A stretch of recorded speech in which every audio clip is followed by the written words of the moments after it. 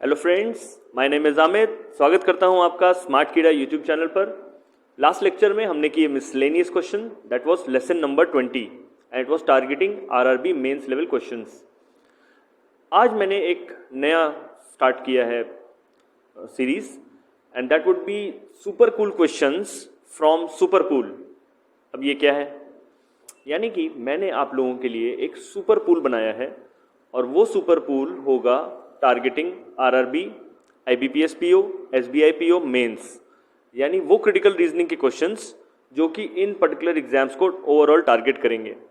उस super pool में मैं कुछ नए क्वेश्चंस हर दिन, almost every day 1 to 2 question, 3 question उसमें डेवलप करता जाऊंगा और समय समय पर आपको video almost next to next day में आपको वीडियो भी मिलता रहेगा उन क्वेश्चंस को लेकर के। यानी कि काफ़ी मिसलेनियस क्वेश्चंस होंगे, ये ऑलमोस्ट सभी एग्जाम्स को टारगेट करते हुए होंगे। और मैं इनको सुपर कूल क्यों कहूँगा? क्योंकि ये कहीं किसी मॉक टेस्ट में नहीं मिलने वाले आपको और कहीं किसी किताब में भी नहीं मिलने वाले आपको। क्यों? क्योंकि एकदम सुपर फ्रेश क्वेश्चंस होंगे, तो ये सुपर कूल होंगे। ठीक है, चलिए इसी के साथ आज मैं स्टार्ट करता हूँ पहला क्वेश्चन, और ये रहा वो आपकी स्क्रीन पे। फिर से वही जैसे हम करते हैं, मेरी आपसे गुजारिश होगी स्क्रीन पर जैसे ही सवाल आए तो पहले आप उसको पॉज करके पढ़ लें, ठीक है, और फिर आप मेरी एक्सप्लेनेशन देखेंगे। ठीक है, तो डायरेक्शन से मैं स्टार्ट करूंगा आज। The passage given below is followed by 5 statements which may or may not be inferred from the passage. Choose the ones which can be inferred from the passage. ठीक है, हम पैसेज पढ़ेंगे। Passage पूरा थोड़ा सा लेंदी है, 5 to 6 ऑलमोस्ट 7 लाइन्स हैं इस पैसेज में। थोड़ा समय ज़रूर लग सकता है इसको इंटरप्रेट करने में, पर जितनी जल्दी हम पैसेज का जिस्ट को समझेंगे उतना ही आसान हमारे लिए सवाल को देखना होगा। और 5 स्टेटमेंट्स दिए हैं तो उनको भी समझना थोड़ा समय लगता है हमें, तो थोड़ा फास्ट जाएंगे। From being the economy that contributed over 1/3 of the global GDP for 3/4 of known economic history, India lost its pole position because of the undermining of the markets. First under the British rule and then through our misguided tryst with the socialism. अब ये line क्या कुछ बताने की कोशिश कर रही है? क्लियरली ये बोलती है कि इकोनॉमिक पॉइंट ऑफ व्यू से अगर आप देखो तो लगभग 3 क्वार्टर्स अगर हम देखें ग्लोबल जीडीपी के, ठीक है, अगर अपनी इकोनॉमिक हिस्ट्री में हम जाएं थ्रू आउट, तो लगभग 3 क्वार्टर्स ऐसे थे जिसमें 1/3 ऑफ द ग्लोबल जीडीपी अगर आप देखो तो India had its pole position. India one of the richest countries, India was one of the richest and the prosperous countries in economic sphere. ठीक है, पर कैसे हुआ, कैसे हमारा डाउनफॉल हो गया?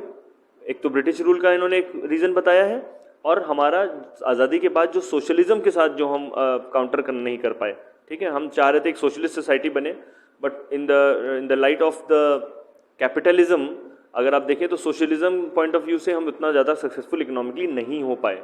ठीक है, कैपिटलिस्ट सोसाइटी ही एक बहुत बड़ा एक कड़वी सच्चाई है जिसे हमें गल्प डाउन करना पड़ेगा इकोनॉमिक स्फेयर से। ठीक है, चलिए ये तो आपको आइडिया हो गया थोड़ा बहुत कि क्या बताने की कोशिश की गई है कि पहले कभी इंडिया एक सोने की चिड़िया हुआ करती थी, इकोनॉमिक हिस्ट्री में हमारा जीडीपी बहुत हाई रहा है थ्रू आउट, लेकिन अब हमारी पोल पोजीशन खत्म हो गई क्योंकि हमने अंडरमाइन कर दिया मार्केट्स को। हमने मार्केट्स पे इतना ज़्यादा एम्फेसिस नहीं दिया, पहले तो ब्रिटिश रूल के दौरान ऐसा किया और उसके बाद सोशलिज्म में हम पड़ गए। As the economic survey 2019 and 20 demonstrated evidence, India's historic pole position was achieved by marrying the invisible hand of the market with the hand of trust that in turn drew its vitality from India's spiritual traditions. Of course हमारा जो throughout अगर हमारा India का अगर आप एक point of view देखो, overall summarise करो ऊपर से कभी कहीं, तो आप ये देखोगे कि हमारे जो बहुत से ऐसे डिसीजंस होते हैं वो स्पिरिचुअल इन ट्रेडिशन को लेकर के हम डिसीजंस लेते हैं। ठीक है, हम अपने रिलीजन से दूर नहीं हो सकते, हम अपने स्पिरिचुअलिज्म से दूर नहीं हो सकते, और उस चीज़ को कंसिडर करते हुए ही हम आगे बढ़े हैं अभी तक। ठीक है, लेकिन हमने क्या किया, हमने अगर पहले कभी अगर हिस्टोरिकली अगर हम बहुत ज़्यादा प्रॉस्परस हुए हैं तो वो invisible hand of the market और साथ साथ हैंड ऑफ ट्रस्ट, यानी मार्केट पर ट्रस्ट करना हमारी एक पहले से नीयत थी, लेकिन आज की डेट में वो पूरी तरीके से ख़राब हो गई। तभी तो आज हमारा जो देश है वो इतना प्रॉस्परस और ग्लोरियस नहीं माना जाएगा as per other compared countries. अगर आप देखो बहुत पावरफुल कंट्रीज अब हो चुकी हैं, जैसे अमेरिका है बहुत ज़्यादा प्रॉस्परस है इस समय, चाइना बहुत ज़्यादा इकोनॉमिकली पावरफुल बन चुका है, तो हम क्यों पीछे हैं अभी थोड़ा इन लोग से? उसका रीज़न क्लियरली यहाँ ऑथर ने बताने की कोशिश की। आई होप आपको जिस समझ में आ गया हो। क्या यहाँ ऑथर कहना चाह रहा है कि हमारी अंडरमाइनिंग ऑफ द मार्केट्स की वजह से हमारा जो ओवरऑल, अगर आप देखो, क्योंकि बिकॉज दिख रहा था ना, मैं बिकॉज जब हमें दिखता है तो हमें क्या बदलता है, कुछ कंक्लूड करने की कोशिश की गई है, ठीक है ना। तो हमारी मार्केट्स को अंडरमाइन करने की स्ट्रैटेजी काफ़ी कामयाब नहीं रही है, ठीक है। चलिए पढ़ते हैं स्टेटमेंट्स की तरफ। नेक्स्ट स्टेटमेंट क्या कहते हैं, 5 जो हमें दिए गए होंगे। अब यहाँ हमें इन्फ्रेंस निकालने हैं, क्या क्या इन्फ्रेंस हो सकते हैं। तो पहला पढ़ेंगे, क्या ये इन्फ्रेंस हो सकता है, Indian economic model is discredited due its undermining at the benefits of the market. ये तो हमने मिडिल ऑफ द आर्ग्यूमेंट में ही देख लिया था। कुछ आपने बोला because undermining of the markets led to the pole position of India, ठीक है, वो declining of the pole position of India, ये तो हमें पता ही है। तो इंडियन इकोनॉमिक मॉडल डिस्क्रेडिट हुआ क्योंकि हमने मार्केट्स को अंडरमाइन कर दिया, हमने उसको अंडर एस्टिमेट कर दिया एक तरीके से, ठीक है। तो ये तो इन्फर हो सकता है, बिल्कुल क्लियर इन्फरेंस है, ये तो हमने ऑलरेडी निकाल लिया था। Indian economic model has been adversely affected by both British rule and wrong interpretation of socialism. ये भी हमने बहुत इजीली देखा हुआ, तो क्लियरली दिया है, उसी को आपने इकोर करके बता दिया है हमें, उसी को थोड़ा सा डिफरेंट करके आपने समझाने की कोशिश कर दी कि हमारा जो इकोनॉमिक मॉडल है वो ब्रिटिश रूल और रॉन्ग इंटरप्रिटेशन ऑफ सोशलिज्म की वजह से एडवर्सली इफेक्ट हो गया है। तो ये भी हम इन्फर कर सकते हैं, बहुत ही आराम से इन्फर हो सकता है। India spiritual tradition eco prosperity on economic front, obviously हमारा स्पिरिचुअल अगर हम ट्रेडिशन देखें तो हमने 3 क्वार्टर्स तक हमारी जीडीपी बहुत हाई रही है, तो हमारी प्रॉस्पेरिटी इकोनॉमिक फ्रंट पे हमारे स्पिरिचुअलिज्म की वजह से रही है। ये भी ऑथर ने कहा था, कहीं ना कहीं मिडिल ऑफ द आर्ग्यूमेंट 2-3 अगर मैं स्टेटमेंट्स को मिला लूँ प्रेमाइसिस को, तो ये भी निकल जाएगा, ये भी इन्फर होता हुआ दिखेगा मिडिल ऑफ द आर्ग्यूमेंट में। चौथा, invisible hand of market and the hand of trust are correlated to the economic prosperity. बिल्कुल बिल्कुल, इकोनॉमिक प्रॉस्पेरिटी तो तब होगी ना, आपने बोला जब इंडियन पोल पोजीशन कैसे अचीव हुई थी, इकोनॉमिक प्रॉस्पेरिटी हमारी कैसे अचीव हुई थी, बिकॉज दैट वाज एक कोरिलेशन था, एक मैरिज हुई थी दोनों के बीच में, मैरिंग वर्ड देखा था आपने, वो इको कर रहा है इकोनॉमिक प्रॉस्पेरिटी कोरिलेशन को, hand of market and hand of trust. बिल्कुल ये भी इन्फर होता हुआ मिलेगा आपको, बहुत ही ईजी क्वेश्चन है, सब कुछ क्लियरली दिख रहा है। India was a glorious economy in the past globally before the British rule. बिल्कुल ये तो हमें पता ही चल गया, ब्रिटिश रूल तक तो आते आते हमारी प्रॉस्पेरिटी 3 क्वार्टर्स में हमारी जीडीपी सबसे ग्लोबली हाई थी रही है थ्रू आउट। तो यानी वो 1500 साल की बात कर रहे हैं, 3 क्वार्टर्स का मतलब 500 + 500 + 500 ईयर्स, यानी कि 2000 साल में 1500 साल तो हमारी प्रॉस्पेरिटी बहुत अच्छी रही थ्रू आउट, हम ग्लोबली हमारा जीडीपी बहुत ऊपर रहा, लेकिन after the British rule it all declined, ठीक है। तो यानी 5 इन्फर होते हुए दिख रहे हैं, ठीक है। ऑल ऑफ 1 2 3 4 5 जहां हमें मिलेगा हम उस पर टिक करेंगे। तो क्या ऑप्शन ए हो सकता है, नहीं, ओनली 1 2 3 नहीं हो सकता। ऑप्शन बी ओनली 4 और 5 नहीं हो सकता। ऑप्शन सी ओनली 1 और 2 नहीं हो सकता। ऑप्शन डी ऑल ऑफ 1 2 3 4 5 बिल्कुल क्लियर आंसर होगा, यानी जहां हमें ऑप्शन डी टिक करना है और एकदम क्लियर आंसर निकालना है। ये इसका सोल्यूशन है, आप पढ़ सकते हैं। और मैं बढ़ूंगा नेक्स्ट क्वेश्चन की तरफ। थोड़े से लेंथी पैसेजेस हैं, थोड़ा सा आपको फास्ट चलना होगा मेरे साथ। The passage given below is followed by 5 statements which may or may not be the conclusion from the passage. Choose the ones which can be concluded from the passage. अब हमें यहाँ सिर्फ एक कंक्लूजन निकालना है, पैसेज थोड़ा लेंदी है तो जल्दी पढ़ेंगे। और हमें पता है कि 5 स्टेटमेंट्स है तो उसमें से एक कंक्लूजन होगा, लेकिन हमें 4 को रिजेक्ट करना होगा, इसीलिए थोड़ा सा टाइम टेकिंग क्वेश्चन होता है कंक्लूजन वाला। देखने में इन्फ्रेंस के क्वेश्चन टफ लगते हैं, लेकिन कंक्लूजन का क्वेश्चन सबसे ज़्यादा टफ है, क्योंकि वहाँ आपको 4 एलिमिनेशंस करने हैं। चलिए देखते हैं। India transition to GST in 2017 required an act of faith by states. They voluntarily gave up unilateral power over a chunk of their tax base to create a common market. अब ये बताया गया है कि हमने जो जीएसटी अप्लाई किया है 2017 में, यानी हमने जो ट्रांजिशन लिया, अपने टैक्सेशन को बेस चेंज किया, वैट से हम जीएसटी में चले गए, तो it actually required the faith by the states, यानी कि जो हमारे छोटे छोटे राज्यों से जो हमें फेथ, उनके ऊपर जो हमारा ट्रस्ट है, उनके उस पे आधार पे ही हम जीएसटी को अप्लाई कर पाए हैं। उन्होंने अपना जो टैक्स कलेक्शन है वो पूरा का पूरा टैक्स बेस जो है वो एक कॉमन मार्केट में दे दिया है एक तरीके से। जीएसटी का मतलब एक वन कंप्लायंस स्टेट बनाना चाह रहे थे हम, सेंट्रलाइज करना चाह रहे थे टैक्सेशन को, एक कॉमन मार्केट क्रिएट कर दी हमने सभी स्टेट्स के लिए, ठीक है। अब उन्होंने अपना टैक्स बेस जो है पूरा शेयर कर दिया कॉमन मार्केट में। द सेंटर इन टर्न, यानी कि जो हमारी केंद्रीय सरकार है, it promise to help monetarily to smooth in the transition. अब उनको पता था कि कुछ मिस्टेक्स होंगी, कुछ दिक्कतें भी आएंगी, तो उसको ट्रांजिशन को स्मूथ करने के लिए उन्होंने कुछ स्टेप्स लिए। और वो क्या थे? Together they created a federal body that is GST council to decide on tax matters. पहले तो एक सेंट्रलाइज्ड एक काउंसिल बनाया गया जिसको जीएसटी काउंसिल नाम दिया गया, ताकि टैक्स मैटर्स पे डिसीजन ले सकें। For a 5-year period, states are to receive compensation in case that GST collections fall below a threshold. यानी कि जब तक ये 1 साल तक ये कार्रवाई चलती रहेगी तो जो GST कलेक्शन के जब तक जो दिक्कतें आने वाली हैं उस दौरान सेंटर उनको कॉम्पनसेट करेगा bye paying them the compensation. 5 साल तक वो कॉम्पनसेट करेगा जब तक कि आपका GST फुटफॉल मतलब बराबर ना हो जाए. जितना आप पहले कभी वैट लेते थे या सरकार कमाती थी उतना ही वो लगभग GST फॉल को थ्रेशोल्ड को पूरा करने के लिए उसमें कॉम्पनसेशन देंगे. The compensation is to come from a cess levied on some products. Obvious बात है कॉम्पनसेशन कहाँ से आएगा, हवा में से तो नहीं आएगा, उनको कहीं ना कहीं से तो निकालना होगा. तो ऑब्वियस बात है वो कुछ और एक्स्ट्रा सेस ऐड करेंगे, एक्स्ट्रा टैक्स ऐड करेंगे कुछ प्रोडक्ट्स के ऊपर जहाँ से वो उनको कॉम्पनसेट कर पाएंगे. यानी सेंटर को भी कुछ एक्स्ट्रा पैसे कमाने होंगे, चाहे वो इम्पोर्ट ड्यूटी बढ़ाएं या वो कुछ किसी तरीके का सेस बढ़ाएंगे जिससे वो स्टेट्स को कॉम्पनसेट कर पाएंगे. Now this is where the problem lies. ठीक है, अब यहाँ पर एक कुछ दिक्कत आ गई है. क्या प्रॉब्लम है? It is foregone conclusion that both the GST collection and the compensation fund will be inadequate this year due to pandemic. अब यहाँ एक लाइन ऐड कर दी, पैंडमिक की वजह से हमारा GST कलेक्शन भी कम होगा और कॉम्पनसेशन फिलहाल कैसे मिलेगा जब आपने इम्पोर्ट ही नहीं किया कुछ या कुछ आपने टैक्स ही नहीं, जब आपने कुछ बेचा ही नहीं तो आप क्या कमाओगे और क्या कॉम्पनसेट करोगे. अब स्टेट्स ने ट्रस्ट किया सेंटर के ऊपर आंख बंद करके और कहा कि चलिए कोई बात नहीं, आपके डिसीजन जैसे भी होंगे टैक्स मैटर्स में हम उसको टेकअप कर लेंगे और हमें आप कॉम्पनसेट कर दीजिए GST कलेक्शन को लेकर के, क्योंकि हमें भी तो सरकार चलानी है ऑब्वियसली, तो दे ऑल्सो नीड मनी.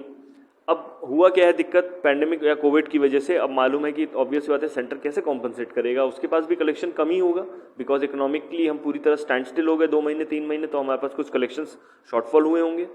तो ये सारी बातें अब इस ऑथर ने इस बारे में हमें बता दिया है. हमें बस ये कंक्लूड करना है यहाँ से जो बेटर स्टेटमेंट होगा. चलिए देखते हैं क्या स्टेटमेंट्स हमें दिए गए हैं और वो क्या कंक्लूड करेंगे इस पैसेज को, ये देखना होगा हमें. क्या हम यहाँ देयरफॉर लगा सकते हैं किसी पर्टिकुलर स्टेटमेंट के आगे? Therefore an act of faith by states needs reciprocation by the center in the pandemic year as they are entitled to the compensation regardless of the cause of the shortfall. बिल्कुल बिल्कुल बिल्कुल therefore लगाने के बाद अगर मैं passage को पहले पढ़ता हूँ और फिर देयरफॉर लगा कि इस स्टेटमेंट को पढ़ता हूँ तो मेरा कंक्लूजन प्रॉपर दिखता हुआ मुझे दिख रहा है. ये ओवरऑल समअप कर रहा है. क्या दिक्कत थी?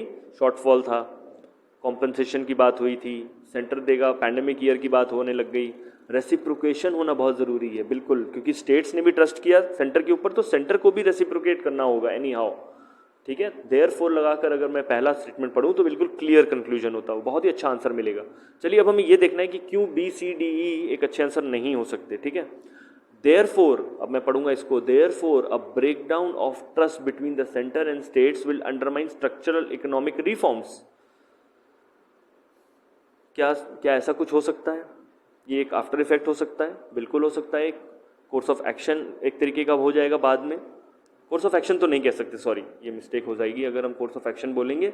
ये बोल रहा है कुछ एब्डक्टिवली, एक कुछ फ्यूचरिस्टिक बात कर रहा है कि स्ट्रक्चरल इकोनॉमिक रिफॉर्म्स में दिक्कत हो सकती है, अंडरमाइन हो जाएंगे वो अगर ब्रेकडाउन हो गया सेंटर और स्टेट्स के. क्या ये पूरे पैसेज को एक्सप्लेन कर रहा है in the light of option A? जी नहीं, उतना अच्छा आंसर नहीं मिल रहा है जैसा ऑप्शन ए मिल रहा हो. तो बड़ा क्लियर और सिंपल आंसर मिल रहा था मुझे. Option C, the constitution vests states with significant power over the country's development trajectory. क्या कॉन्स्टिट्यूशन की कोई बात हुई थी? जी नहीं, ये तो वेवर्ड आंसर होगा. India's economic performance is influenced by both the financial health of the states and the quality of centre state relationship. जी नहीं. देयरफॉर अगर मैं यहाँ लगा दूँ, क्या मुझे सेंटर और स्टेट रिलेशनशिप के बारे में पूछा गया था? अभी तक ऐसा कुछ नहीं था. हाँ, ये बताया गया, GST के बारे में बताया गया, शॉर्टफॉल के बारे में बताया गया, पैंडेमिक के बारे में बताया गया, क्या दिक्कत आने वाली है इसके बारे में बताया गया. तो इसलिए ये आंसर नहीं हो सकता. ऑप्शन ई, अ की factor in economic development of India will be at the outcome of the dispute between the center and some states over GST compensation. A key factor, therefore, a key factor in economic development of India will be the outcome of the dispute between the center and some states over GST compensation. काफ़ी likely answer हो सकता था ये, पर option A की light में ये थोड़ा सा कम इंड्यूस होता हुआ दिख रहा है. बहुत अच्छा समअप नहीं कर रहा है. ऑप्शन ए तो बहुत क्लियर समअप कर रहा था, बहुत अच्छी उसने एक बात बताई. लेकिन ऑप्शन ई अगर आप देखो तो थोड़ा सा कम इंडक्शन है ऑप्शन ए से इसमें. क्यों? क्योंकि एब्डक्टिव है. Abductive in the nature, in futuristic सोचा गया है. यहाँ पे इकोनॉमिक डेवलपमेंट की बात कर दी आपने.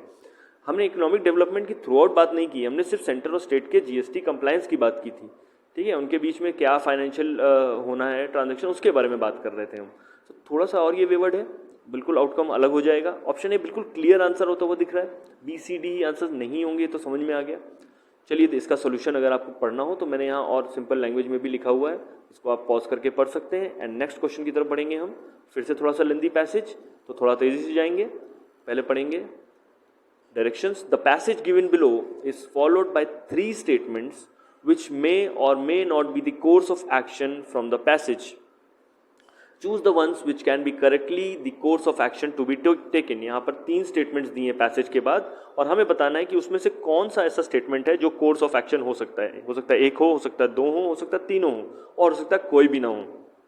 चलिए बढ़ेंगे इस पैसेज की तरफ। पैसेज क्या कहता है? After widespread protest against digital media companies that pass off as platforms and allow them to be turned into tool of disinformation, political manipulation and hate speech, Facebook said it wouldn't permit the use of its platforms for hateful content that could instigate violence without regard to anyone's political position or party affiliation. अब जब बहुत ज़्यादा protest हुआ digital media companies का, जो ये कहती हैं कि हम तो सिर्फ एक प्लेटफॉर्म है और वहाँ हमारे प्लेटफॉर्म पर लोग क्या लिख रहे हैं क्या नहीं लिख रहे हैं इसकी पूरी रिस्पॉन्सिबिलिटी उनकी नहीं बनती है, स्ट्रिक्ट लायबिलिटी नहीं है उनकी। And allows them to be turned into tools of disinformation, political manipulation and hate speech.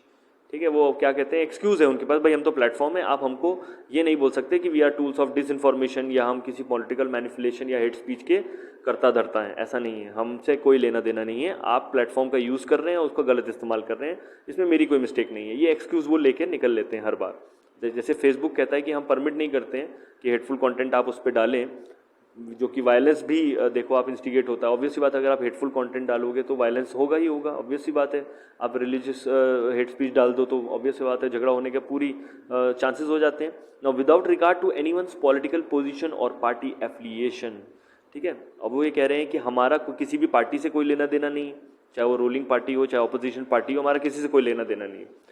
लेकिन अब यहाँ पर नेक्स्ट ऑथर ने लिखा, however a Wall Street Journal report has cited current and former employees to the effect that when staffers tried to apply Facebook's hate speech rules to ban Telangana BJP MLA Raja Singh from the platform for patently inflammatory content instigating violence against minorities, उसके बाद next continue करना होगा। यहाँ ये बताने की कोशिश की कि वॉल स्ट्रीट जर्नल ने एक रिपोर्ट लिखी है जहाँ पर क्लियरली बताया गया है कि जो फॉर्मर एम्प्लॉयज़ या करंट एम्प्लॉयज़ हैं फेसबुक के, वहाँ पर जब ये फेसबुक की हेट स्पीच को बैन करने की बात हो रही थी, बीजेपी एमएलए राजा सिंह से रिलेटेड था वहाँ पर कुछ हेट स्पीच, तो उसमें कुछ इन्फ्लेमेटरी कंटेंट था। It was instigating violence against the minorities. ठीक है, नेक्स्ट हम पढ़ेंगे, नेक्स्ट सेंटेंस यहाँ से कंटिन्यू करना होगा, पैसेज थोड़ा सा और लेंदी है। They were told that the company's business prospects in India would be hurt by applying the rules to the ruling party members. यहाँ क्लियरली बताया गया कि वो रूलिंग पार्टी मेंबर्स के अगेंस्ट नहीं जा सकते थे यहाँ वहाँ के एम्प्लॉयज़, और वो उस हेट स्पीच को नहीं हटा पाए। These are serious charges. ठीक है, and the predictable political din that ensured mustn't be allowed to drown them. Obviously बात है, उन्होंने पहले तो ये बोला स्टेटमेंट में कि पॉलिटिकल उनका कोई इन्फ्लुएंस नहीं है, फिर अब ये रिपोर्ट बताती है क्लियरली कि वहाँ पर जो रूलिंग पार्टी है हमारे इंडिया में, जैसे बीजेपी एमएलए की बात यहाँ हो रही है, उसकी हेट स्पीच उन्होंने इसलिए नहीं हटाई क्योंकि रूलिंग पार्टी से पंगा लेंगे तो वहाँ पर उनको बैन हो सकते हैं। वो ऑब्वियस सी बात है कि रूलिंग गवर्नमेंट के अगेंस्ट जाने के बाद उनका थोड़ा सा जियोपार्डाइज हो जाएगा बिजनेस यहाँ पर। ठीक है, तो वो उनके अगेंस्ट नहीं जाना चाह रहे थे। तो ये तो ऑब्वियस बात है कि कुछ दोनों के बीच में आपस में बात चल रही है, इसका मतलब कुछ पॉलिटिकल मोटिवेशन है, ये ऑथर कह रहा है। ठीक है, ये मैं कुछ भी नहीं, मेरे कोई पर्सनल इसमें वो ओपिनियंस नहीं है, बट ये चीज़ हमें समझ में आ गई ओवरऑल कि क्या ऑथर ने कहने की कोशिश की है, क्या बताने की कोशिश की है कि वो एक्सक्यूज़ एज अ लेता है फेसबुक हर बार, वो नहीं ले सकता क्योंकि बिल्कुल क्लियर एक रिपोर्ट में बताया गया है ये चीज़। चलिए ठीक है, अब हम देखते हैं क्या कोर्स ऑफ एक्शन होने चाहिए, क्या इस चीज़ की क्या हम इस प्रतिक्रिया होनी चाहिए हमारी। Facebook has become a powerful media platforms where millions of Indians get their dose of news, views and entertainment, but isn't subject to regulations like those governing newspapers, therefore must be regulated. बिल्कुल Facebook को regulate करना बहुत ज़रूरी है, जैसे ही कि हम newspapers को रेगुलेट करते हैं। आप हेट स्पीच नहीं डाल सकते, आप किसी को दंगा नहीं भड़का सकते, ये तो एकदम अगेंस्ट हो जाएगा, देश के खिलाफ हो जाएगा। ठीक है, आप कुछ भी डालिए, न्यूज़ डालिए, व्यूज़ डालिए, एंटरटेनमेंट की न्यूज़ डालिए, बट आप दंगा ना फैलाइए प्लीज़। आपको रेगुलेट करना बहुत ज़रूरी है। तो ये कोर्स ऑफ एक्शन हो सकता है, बिल्कुल हो सकता है। They should be regulated, of course they should be regulated in these circumstances. ये तो होगा हमारा कोर्स ऑफ एक्शन। ऑप्शन 2 देखते हैं, स्टेटमेंट 2 देखते हैं। In these circumstances bipartisan parliamentary committees must investigate Facebook and its claims of prohibiting hate speech irrespective of party affiliations। तो हमें एक ऑब्वियस सी बात है, एक पार्लियामेंट्री कमेटी सेटअप होनी चाहिए, कुछ इसका इन्वेस्टिगेशन होनी चाहिए। पॉलिटिकल पॉइंट ऑफ व्यू से देखना ज़रूरी है कि क्या ऐसा हो रहा है, क्या पॉलिटिकल डेन है, दोनों के बीच में कोई नेक्सस बन रहा है फेसबुक और पॉलिटिकल रूलिंग पार्टी के बीच में। तो उसके लिए एक पार्लियामेंट्री कमेटी इन्वेस्टिगेट कर सकती है इस चीज़ को, बिल्कुल कर सकती है, क्यों नहीं कर सकती। जब उसका अमेरिका में भी ऐसा ही कुछ हुआ था, अभी हाल ही 2-3 साल पहले भी हमने देखा था कि वहाँ पर कांग्रेस ने उसको, फेसबुक को, मार्क जुकरबर्ग जो उसका CEO है, उसको बुलाया था और उस पर इस तरीके के सवाल पूछे गए थे, प्राइवेसी से रिलेटेड और इस तरीके के लॉ एंड ऑर्डर से रिलेटेड क्वेश्चंस पूछे गए थे और उसने जवाब दिया था। तो क्यों यहाँ पर नहीं ऐसा इन्वेस्टिगेशन हो सकता? बिल्कुल हो सकता है। There has to be some kind of investigation कि कोई पॉलिटिकल डेन नेक्सस तो नहीं बन रहा है। ठीक है, चलिए, इसका मतलब ये दोनों कोर्स ऑफ एक्शन फॉलो होते हुए दिखेंगे हमें। Like traditional media, Facebook also presents characteristics of editorial discernment in how its algorithms curates news feeds and its staffers exercise editing rights on fake news and hate content। यहाँ पर कोई course of action की बात नहीं हो रही है, बस ये बताया गया है कि जैसे ट्रेडिशनल मीडिया में होता है वैसे फेसबुक में भी ऐसे ही कुछ हो रहा होगा। जैसे कि कोई एडिटोरियल डिसर्नमेंट है, एल्गोरिदम जो है आपका चल रहा है, न्यूज़ फीड चल रही है, स्टाफर्स एक्सरसाइज कर रहे हैं अपने एडिटिंग राइट्स को, इस बारे में कुछ बताया है, बट ये कोर्स ऑफ एक्शन तो कहीं से लग नहीं रहा हमें। चलिए, इसको हम रिजेक्ट कर देंगे और हम डिस्कस करेंगे ऑप्शंस। चलिए, बोथ 1 और 2 हमारा आंसर होगा, बिल्कुल क्लियर आंसर होगा। बोथ 1 और 3 नहीं हो सकता, 2 और 3 नहीं हो सकता, ऑल ऑफ नहीं हो सकता, नन नहीं हो सकता, क्योंकि 3 नहीं है। 1 और 2 तो कोर्स ऑफ एक्शन है। इसी के साथ हम बढ़ेंगे लास्ट क्वेश्चन की तरफ। आज का आखिरी क्वेश्चन होगा और ये पढ़ेगा इसका सोल्यूशन। आप इसको पॉज करके पढ़ेंगे और मैं बढ़ूंगा लास्ट क्वेश्चन की तरफ। थोड़ा सा छोटा पैसेज है, लेकिन जब छोटा पैसेज होता है तो क्वेश्चन और डिफिकल्ट होता है, ये तो हमें पता ही है।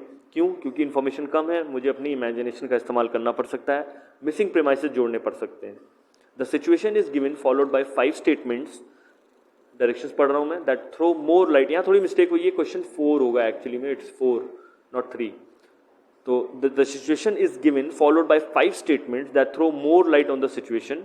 Choose the correct statement that either strengthen or weaken the contention of the situation. यहाँ पर स्ट्रेंथनिंग और वीकनिंग का सवाल पूछा गया है, यानी कि जो 5 स्टेटमेंट्स फॉलो होंगे उसमें से कोई एक स्टेटमेंट होगा जो स्ट्रेंथन कर रहा होगा और कोई एक स्टेटमेंट होगा जो वीकन कर रहा होगा, वो हमें पहचानना होगा। ठीक है, अब पढ़ेंगे हम passage. If the economy were a human body then finance would be its life blood.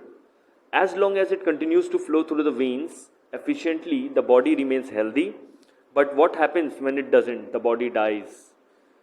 अब आपको समझ में आ गया क्या कहना चाह रहे हैं? बिल्कुल, इकोनॉमी की जो अगर हम बात करें एज ए ह्यूमन बॉडी अगर हम ले लें, तो फाइनेंस जब तक नहीं है तो इसका मतलब ब्लड नहीं है बॉडी में, और अगर ब्लड नहीं है तो ऑब्वियस सी बात है बॉडी विल डाई। यही बताने की कोशिश की गई है, बस इतना हमें बताया गया है कि finance is very important for the economy. पैसा नहीं है तो काम क्या होगा? ऑब्वियस सी बात है, कोई काम नहीं होने वाला। इकोनॉमी के लिए अगर देखा जाए तो फाइनेंस जो है ब्लड का काम करता है। एक ह्यूमन बॉडी में जैसे ब्लड का काम होता है, वैसे ही फाइनेंस हमारी इकोनॉमी का काम करता है। इकोनॉमी तभी चलेगी जब पैसा होगा, नहीं होगी तो नहीं चलेगी। ठीक है, आई होप ये चीज़ समझ में आ गई। और यहाँ से क्लियर करके हम बढ़ेंगे स्टेटमेंट्स की तरफ। तो पहला स्टेटमेंट क्या कहता है? अब हमें ये देखना है कि क्या इस स्टेटमेंट को अगर मैं देखूँ आर्ग्यूमेंट में जोड़ के, तो क्या उसको सपोर्ट करता हुआ दिखेगा, क्या उसको वीक करता हुआ दिखेगा, बस हमें ये देखना है। Now, Indian public sector banks are struggling with the problem of non-performing assets, and pumping more money into the system will jeopardize the taxpayers' money. अब यहाँ पर प्रिकॉशियस हो गए थोड़े हमने ये बोला कि अगर हम देखा जाए तो अगर हमारी इंडियन पब्लिक सेक्टर बैंक्स की सिचुएशन इस समय एनपीएस को लेके बड़ी ख़राब है। ठीक है, नॉन परफॉर्मिंग एसेट्स है, लोग पैसा वापस नहीं दे रहे हैं लोन लेने के बाद। तो ऑब्वियस सी बात है, अगर हम सिस्टम में और पैसा डाल देंगे तो फिर टैक्स पेयर की मनी का क्या होगा? वो फिर डूब जाएगा पैसा, ऑब्वियस सी बात है, बहुत रिस्क फैक्टर बढ़ जाएगा। तो हम कैसे पंप कर सकते हैं पैसे को? तो हम नहीं कर सकते। तो अगर मैं इसको ओवरऑल अपने पैसेज में ऐड करूं तो उसको वो वीकन करता है कंटेंशन को, क्योंकि आपने तो कहा कि फाइनेंस नहीं होगा इकोनॉमी में तो वो चलेगी नहीं, वो मर जाएगी।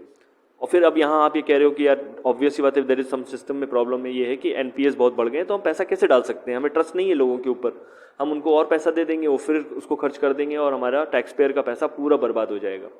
तो ये हमें स्ट्रेंथन नहीं करेगा, हमें वीकन करेगा ऑब्वियसली। ठीक है, according to the McKinsey Global Institute, every dollar invested in the infrastructure can get up to 20 cents more in economic returns. अब ये कह रहे हैं कि अगर आप पैसा इंफ्रास्ट्रक्चर में या इकोनॉमी में लगाएंगे, इकोनॉमिकली आपको 20 पैसा लगभग सेंट मिलेगा ज़्यादा, अगर आप पैसा और ज़्यादा इन्वेस्ट करेंगे। एक डॉलर पर लगभग 20 टका आपको और मिल जाएंगे। 20% इकोनॉमी और बढ़ जाएगी अगर आप इन्वेस्ट करेंगे इंफ्रास्ट्रक्चर में, इकोनॉमी में पैसे को, मतलब पैसे को अगर आप किसी तरह इकोनॉमी में लगाएंगे तो इकोनॉमिक रिटर्न्स अच्छे मिलेंगे। तो ये ऑब्वियस बात है, स्ट्रेंथन करता हुआ दिख रहा है। ये तो वही बात हो गई जो हमने अभी पहले स्टेटमेंट में करी, उनको सपोर्ट करता हुआ दिखेगा। ऑप्शन 3 देखते हैं। During the great depression that followed the great stock market crash of 1929, President Franklin Roosevelt launched a series of public works projects that put thousands to work and pulled the US out of the economic slump. अब यहाँ पर थोड़ी सी दूसरी बात की गई है। यहाँ पर इकोनॉमिक स्लम्प से बाहर निकलने के लिए आपने क्या किया, आपने जॉब्स क्रिएट कर दी, आपने पब्लिक प्रोजेक्ट्स डाल दी, पब्लिक वर्क प्रोजेक्ट्स, और लोगों को एम्प्लॉय करके पैसा देना शुरू किया। थोड़ा दूसरी तरीके से इकोनॉमी को इन्होंने इम्प्रूव किया। तो क्या दोनों की तरफ हम जा सकते हैं, स्ट्रेंथन की तरफ या वीकेंड की तरफ? तो नहीं जा सकते। स्ट्रेंथन थोड़ा बहुत हो सकता है, तो ये ऑब्वियस ही बात है कि इसको भी हम एक थोड़ा सा स्ट्रेंथनिंग की श्रेणी में ही रख सकते हैं, बट डायरेक्ट स्ट्रेंथनिंग नहीं कर रहा है, ये डायरेक्टली नहीं है, थोड़ा सा इनडायरेक्ट वे में स्ट्रेंथन कर रहा है। ठीक है, पैसा लगाने की डायरेक्ट बात नहीं कही, यहाँ पर प्रोजेक्ट्स डालने की बात की गई। ठीक है, तो इकोनॉमी को दूसरी तरीके से बढ़ाने की कोशिश की गई यहाँ पर। ऑप्शन 4 देखते हैं। The price of gold is at all time high indicating that the private weak capital is rushing for safety. अब यहाँ पे उल्टा बता दिया उन्होंने कि लोग पैसा निकाल रहे हैं सिस्टम से, क्योंकि यहाँ पर इस समय एक इमरजेंसी वाली सिचुएशन है, और इसीलिए वो जो ऑल टाइम, अगर आप देखो गोल्ड का रेट बढ़ चुका है, अब इस समय रेट बहुत ज़्यादा गोल्ड के बढ़ गए। क्यों? क्योंकि लोग पैसा ऑलरेडी इकोनॉमी में से वापस निकाल रहे हैं इमरजेंसी की वजह से। तो अगर मैं इसको ऐड कर दूं पैसेज में तो मेरा कॉन्ट्ररी हो जाऊंगा, मैं उल्टा हो जाएगा मेरे सोच से, ये वीकेंड करेगा। अनसपोर्टेड है स्टेटमेंट ये, बल्कि कॉन्ट्ररी चला जाएगा, वीकेंड कर देगा, यानी 1 और 4 वीकेंड कर रहे हैं। ठीक है, 2 स्ट्रॉन्ग कर रहा है। 4th 5th देखते हैं, last option. Recapitalising the banking sector is a step in the right direction. अब रिकैपिटलाइजेशन बैंकिंग सेक्टर का मतलब आप पैसा डालने की बात कर रहे हैं, यानी कि ओवरऑल मेरे जिस्ट को स्ट्रेंथन कर देगा ये। तो 1 और 5 बिल्कुल क्लियर स्ट्रेंथन करेंगे, 2 और 4 वीक करेंगे, और 3 में ज़्यादा कुछ हम नहीं बोल सकते। थोड़ा सा स्ट्रेंथन जरूर करेगा बट बहुत ज़्यादा स्ट्रॉन्ग नहीं करेगा। ठीक है, तो अगर हम ऑप्शंस की तरफ बढ़ेंगे तो हमें यहाँ से दिखेंगे ऑप्शंस कहते हैं 1 and 2 weaken the situation, 3 and 4 strengthen the situation। जी नहीं, 1 और 4 हमने देखा था वीक कर रहे थे, एंड 2 and 5 जो था वो स्ट्रेंथन कर रहा था। तो हमें कहाँ दिख रहा है यहाँ पे? ऑप्शन ए में नहीं दिख रहा, ऑप्शन बी में दिख रहा है, बिल्कुल दिख रहा है ये चीज़। ऑप्शन सी में नहीं दिख रहा, ऑप्शन डी में नहीं दिख रहा, ऑप्शन ई में भी नहीं दिख रहा। ठीक है, बी एकदम क्लियर आंसर होगा। 1 and 4 will weaken the situation and 2 and 5 will strengthen the situation. 3 के बारे में ज़्यादा कुछ यहाँ पूछा भी नहीं और ना बताया गया है, ये तो क्लियर आंसर हो गया मेरा। ठीक है, आई होप इसका सोल्यूशन अगर आपको देखना हो तो आप यहाँ से पॉज करके पढ़ेंगे, और इसी के साथ हम क्वेश्चन और लाएंगे। ये थोड़ा सा लेंदी इसका सोल्यूशन है, आप पढ़ सकते हैं। सेकंड स्टेटमेंट के बारे में, 4th स्टेटमेंट के बारे में 2nd पेज में दिया हुआ है, इसको भी पॉज करके पढ़ सकते हैं। और इसी के साथ मैं इस वीडियो को समाप्त करने की कोशिश करूँगा। अब आई होप आपको कुछ क्वेश्चन से अगर ये अच्छे लगे हों और इस तरीके के क्वेश्चंस आपको और चाहिए तो मैं आपको और प्रोवाइड करता रहूँगा, क्योंकि कुछ डिमांड तो आने लग गई है। स्टूडेंट्स कहते हैं कि हाँ क्वालिटी अच्छी लग रही है और हम और तरीके के इसमें क्वेश्चंस चाहते हैं, इसलिए मैंने ये सुपर पूल क्रिएट किया। आई होप आपको ये सुपर पूल अच्छा लगा हो और इससे आपको कुछ क्रिटिकल रीजनिंग और क्लियर हुआ हो। टिल देन आप तैयारी करते रहें, पढ़ाई करते रहें, और मैं और सवाल बनाता रहूँगा और लाता रहूँगा। Thanks for watching this video. जय हिंद।